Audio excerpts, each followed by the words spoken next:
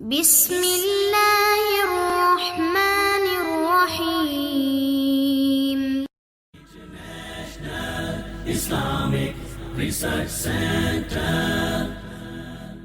السلام علیکم ورحمۃ اللہ وبرکاتہ، الحمدللہ والصلاۃ والسلام علی رسول اللہ، اما بعد،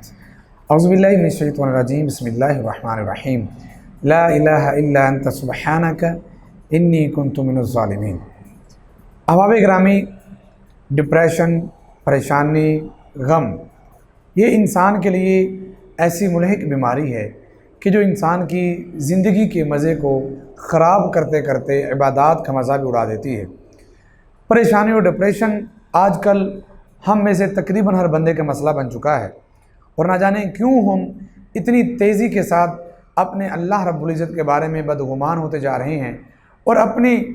وہ زندگی جو سکون والی، امن والی، ایک مسلمان کی شان والی زندگی تھی، اس سے دور ہوتے جا رہے ہیں۔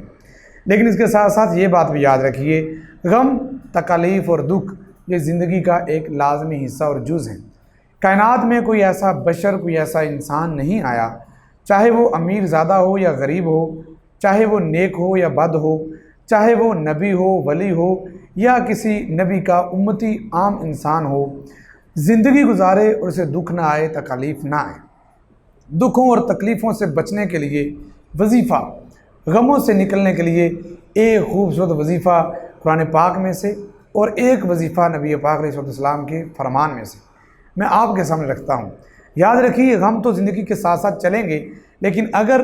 یہ وظیفے، یہ دعائیں ہم پڑھیں گے تو ہمارے اوپر اللہ کی طرف سے آئے ہوئے جو غم ہیں، جن کی وجہ سے ہم نڈال پھرتے ہیں، یہ تھوڑے سے ہلکے ہو جائیں گے۔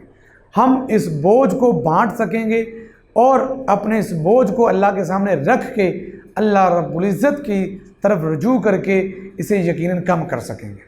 اللہ رب العزت نے قرآن پاک میں سورۃ الانبیاء میں اور اس کی آیت نمبر 87 میں حضرت یونس علیہ السلام کی بات کو بیان کیا ہے کہ حضرت یونس علیہ السلام جب ایک مچھلی کے پیٹ کے اندر چلے گئے، جب وہاں پہ ان کی کوئی بھی بات سننے والا نہیں تھا، تو انہوں نے ایک دعا مانگی اللہ رب العزت سے۔ اس دعا کے بعد اللہ فرماتے ہیں، جب انہوں نے یہ ذکر کیا، ہم نے اس ذکر کو قبول کر کے کیا کیا۔ آئیے اللہ رب العزت کا قرآن کس طرح سے اس واقعے کو بیان فرماتا ہے۔ اللہ فرماتے ہیں، حضرت یونس علیہ السلام نے جب مجھے مچھلی کے پیٹ سے آواز دی، اندھیروں میں سے آواز دی اور کہا، لا الہ الا انت سبحانک انی کنت من الظالمین، اے اللہ جی مجھ سے خطا ہو گئی ہے، اللہ مجھ سے بھول ہو چکی ہے، اللہ جی آپ مجھے معاف کر دیں، الہ آپ ہیں، مشکل کشا آپ ہیں، غموں سے نجات دینے والے یقیناً آپ ہیں، آج میری یہاں سے کوئی نہیں سننے والا سوائے آپ کے۔ اللہ پاک فرماتے ہیں، فَاسْتَجَبْنَا لَهُ، جب ہم نے ان کی اس بات کو سنا تو ہم نے کیا کیا؟ فرمایا وَكَشَفْنَا مِنَ الْغَمْ، ہم نے انہیں غم سے نجات عطا فرما دی، غم سے نکالا ہے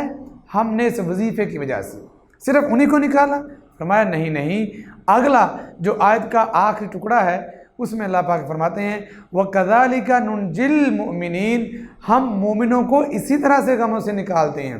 اسی طرح سے مومنوں کو نجات دیتے ہیں۔ جب مومن بندے پھنس جائیں غموں میں، گر جائیں غموں میں، تو پھر ہمیں وہ اسی ذکر کے ساتھ پکارتے ہیں۔ آپ علیہ السلام کا ایک فرمان عالی شان جو صحیح مسلم شریف کے اندر موجود ہے، صحیح مسلم میں حدیث نمبر 2730 ہے۔ آپ کے پیارے صحابی حضرت عبداللہ بن عباس رضی اللہ تعالیٰ عنہ ارشاد فرماتے ہیں،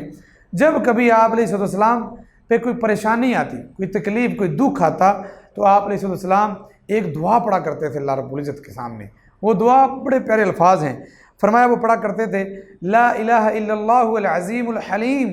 لا الہ الا اللہ رب السماوات والارض ورب العرش العظیم۔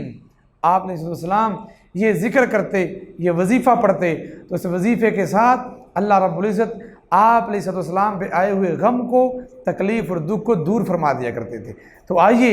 غموں میں گرے ہوئے انسانوں کے لیے قرآن اور صحیح حدیث سے یہ وظیفے دو آپ کے سامنے ذکر رکھے ہیں، انہیں کیجئے، انشاءاللہ ثم انشاءاللہ اللہ رب العزت آپ کے تمام غموں کو دور فرما دیں گے، تو آپ کے دکھوں کو اللہ رب العزت آسانیوں میں اور خوشیوں میں تبدیل فرما دیں گے۔ اللہ مجھے آپ کو قرآن پاک اور احادیث صحیحہ پہ عمل کرنے کی توفیق عطا فرمائے، آمین ثم آمین۔